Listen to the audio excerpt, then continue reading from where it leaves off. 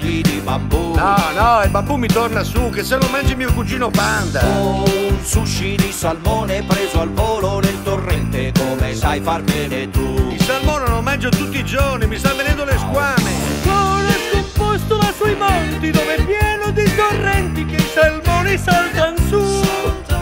Ma non è il cibo che mi manca, mi volete tutto pelliccia e brufoli. Quello che mi manca è qualcosa, è un po' di affetto, che ne so, calore umano, insomma un po' di quel buon ton, una frase gentile, come un augurio, una roba tipo auguri tantissimi, bravo, natalizissimi, carissimissimi. Vedi che ci sei arrivato. Auguri ai simpatici e agli antipatici, invece no, Giusto. Buone feste lunghissime, Possibilmente lunghissime, e vacanzissime, panettonissime, tutte cose bellissime, ricercatissime. Come si fa? Come si fa?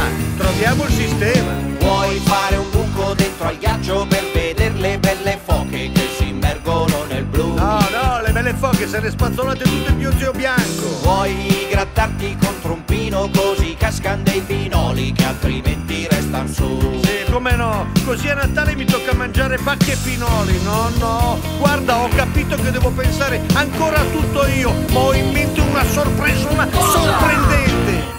Panettone enorme di 300 metri quadri con all'interno un monolocale con annesso vano cottura, così dopo il brindisi ci facciamo un bello spago olio e canditi. Auguri tantissimi, odio l'aglio, natalizissimi, jingle l'alimentazione c'ha il suo perché. Auguri ai simpatici e agli antipatici, invece no.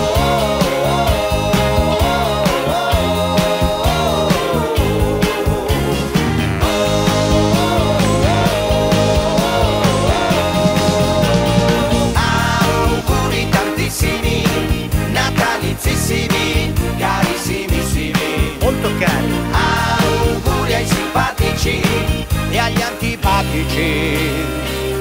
Già che c'è il problema degli antipatici. Ci penserò. Ecco, bravo, pensaci te, che io devo andare a mettere a posto, che ho tutta la brughiera in disordine. Mi hai fatto piangere.